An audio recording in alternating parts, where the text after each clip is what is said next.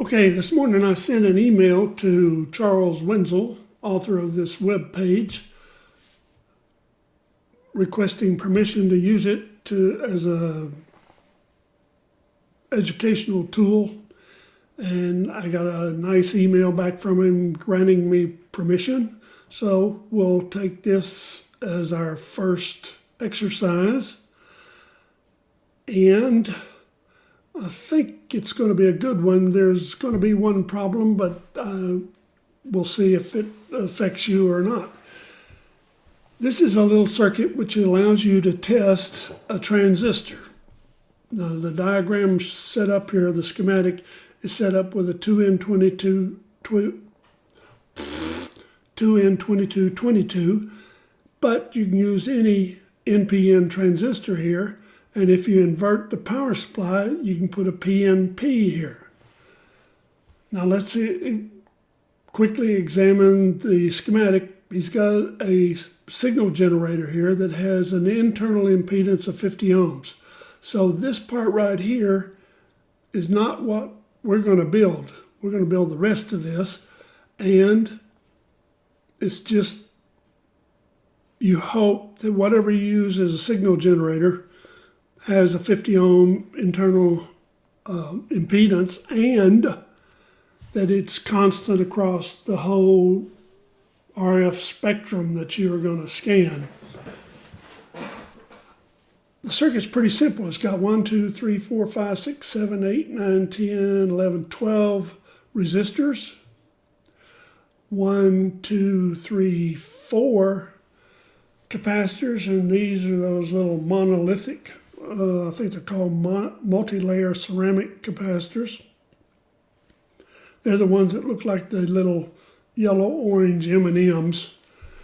One of the things he says here, use non-polar caps because you want to be able to reverse this voltage here, and you want them to have a low effective series resistance so that they don't affect RF or the circuit. So now you have to read the entire text here, but he says here that on these 1 microfarad capacitors, he has some 100 nanofarad or 0.1 microfarad in parallel here to make sure you've got a low ESR here.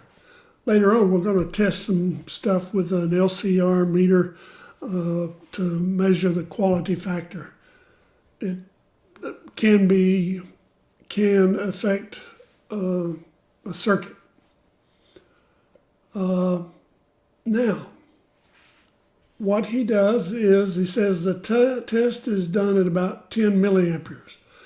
Notice this emitter to ground resistor is 100 ohms. At 10 milliamperes for the emitter current goes through here, there's no DC current through here. That means that you've got 1 volt across here.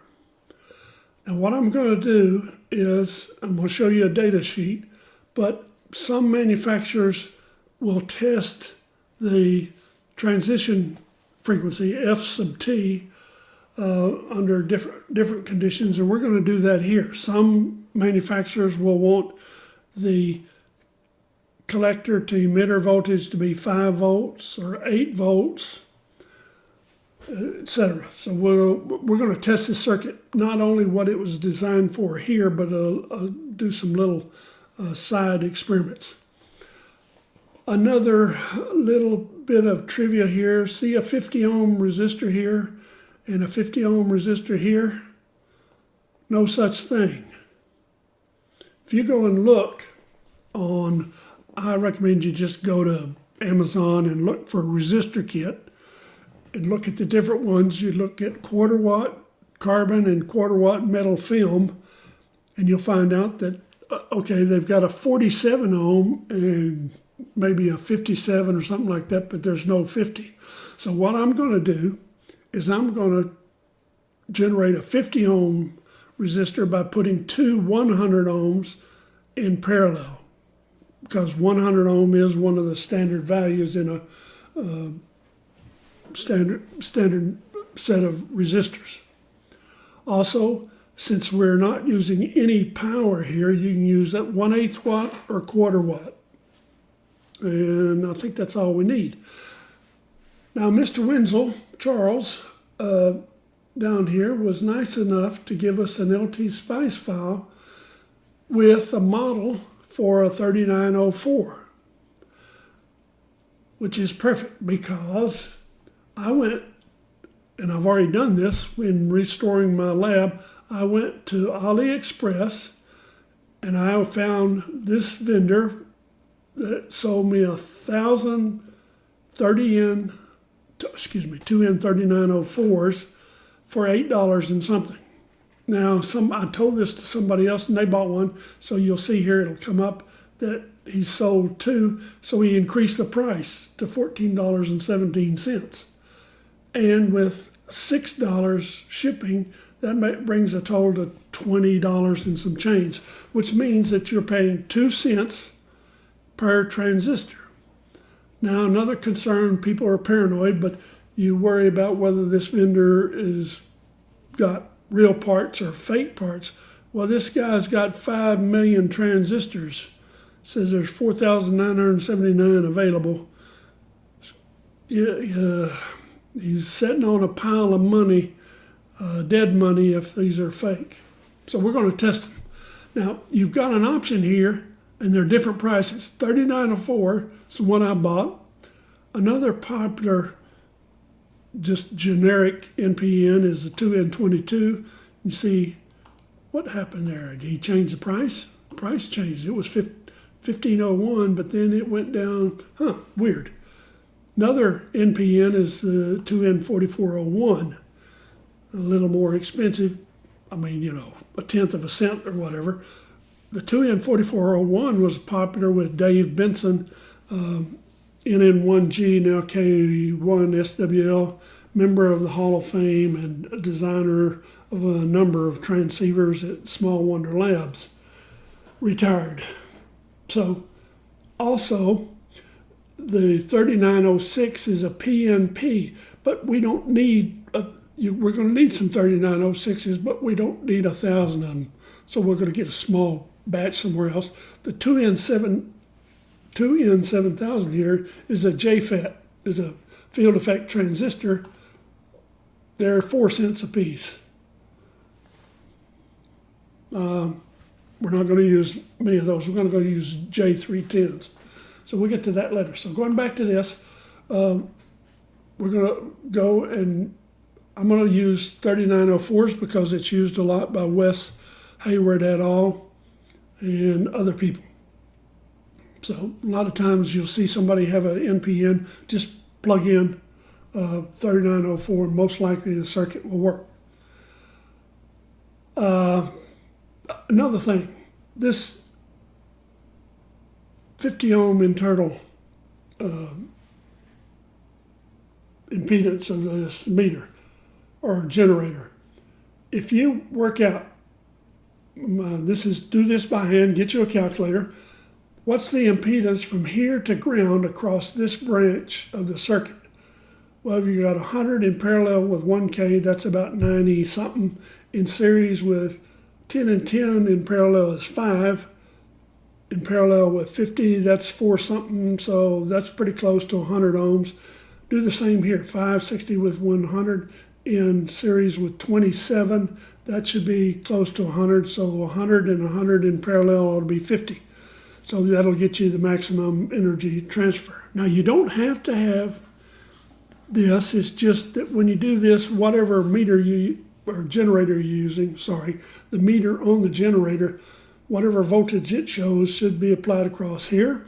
We're going to apply enough voltage to get 100 millivolts across here.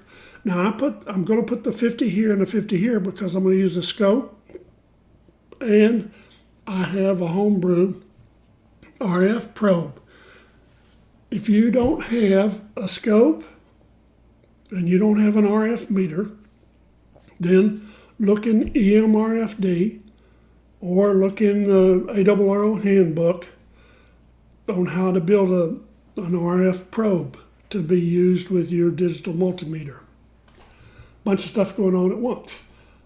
Now the reason for building this is I'm going to test these 1002N3904s. I've already tested them once, some of them. Well, I'm going to test them again. What I do, and I'm not paranoid, it's just I don't want to go back and redo something. I will check parts before I install them in a project because I can avoid having to debug something. Another thing that experimenters will do. Oh, I got to watch my time. We are up to 10 minutes. Okay, got another 5. What was I saying? Another way of testing is to get one of these. It's an inductor, capacitor, resistor, and transistor tester. Okay. This one is off of. Is this off of? Who is this? This is off of eBay, and it's made in the United States. And there's another vendor right down here that's got it $2 cheaper. This guy's got 92% rating, and this guy's got a 99.8. I have one of these, and I don't know where I got it, and it's about $14, and it comes in pretty handy. And I'll just go in the next video, and I will demonstrate it. So, another thing. Whatever transistor you use, go out on the internet, enter the part number, and you will get a data sheet. Now let me show you on the 2N3904. There's a schematic, there's a pinout. I like to get the ammo pack because they're set up at 2.54 millimeters, and it fits sockets, and I've got a model in my layout program that's set for those dimensions. Now, there's a whole bunch of data on here. The thing, 625 milliwatts for the dissipation, so we're not going to use this in high power, but the breakdown voltage between the collector and emitter is 40 volts. We're not going to do anything over 12. Two things we're interested in. One is H sub FE, a DC current gain in testing. And that's what the LCR meter does. We'll tell you what number is for your part. It should be somewhere between 100 and 300. If it goes above 300, I'll bet you a nickel to a hole in a donut that F sub T, the transition frequency, is way low. It's going to be below 250 megahertz. I just know. I'll explain it to you later. So we're going to just build some test equipment, and you're going back to the circuit. I'm going to lay it out for you tomorrow. But in the meantime, I want you to go and lay the thing out. Oh, I forgot. Let's look at the LTSpice model. If you download the model that is linked at the end of that little section on Wenzel's pages, and you get a copy of LTSpice, it's free. I've got it here on Linux, and load the file in. This is what you get. Now what you do is you go and you run it. Over here is run. So I'm going to run it, and voila, it's got a thing here that it runs from 10 kilohertz. That's what this little thing here, where right here, .ac, it's going to do it in octals, starting at 10 in 255 points from 10K to 1.5 gigs. So here's 10K down here, lower frequency, goes up to 1.5 gigs. Now, we'll use our little pointer here, and then let's look at what comes out at cal. Well, the voltage at cal is constant. And let's get the voltage that's out. Now, here's VCal. Just call it the calibrate or standard. What that is that's the voltage that's just constant proportional to the generator. And blue is the V out. That's what we get from our little amplifier using the device under test. In this case, a 2N3906. So it starts off at 10 kilohertz, and because of the high impedance of the 1 microfarad here, the voltage across here, input to the base is going to be a little bit low. Then it's going to flatten out here, and then this thing's going to start off, and this slope right here is constant, and that's what makes this tester work. At the point in which this curve meets Cal right here is the test frequency. In this case, it looks like to be about 20 megahertz. The circuit, to use this circuit, you take the whatever frequency this is and multiply it by 20. So 20 times 20 is 400. So this means that for this transistor model, the F sub t is 400 megahertz. If you go back to the data sheet, F sub t is at least 270 typical and higher. There's no max. Actually there is, but they're not going to give it to you.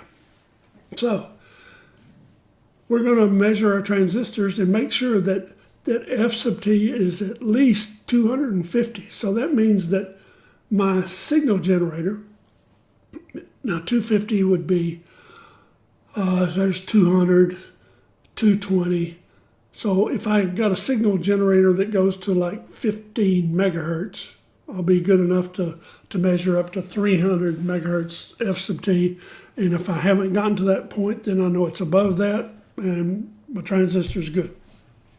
So I covered a lot of stuff, didn't I? That's what I'm here for. Did it in 17 minutes. I got excited. I'm sorry. Once again, your job, study this. If you're interested, get set up to build it. Go and lay out the board. You're going to use KiCad or a design program of your choice. And we're going to compare what you get with what I get. Appreciate some likes, and I appreciate you coming back often. Bring money.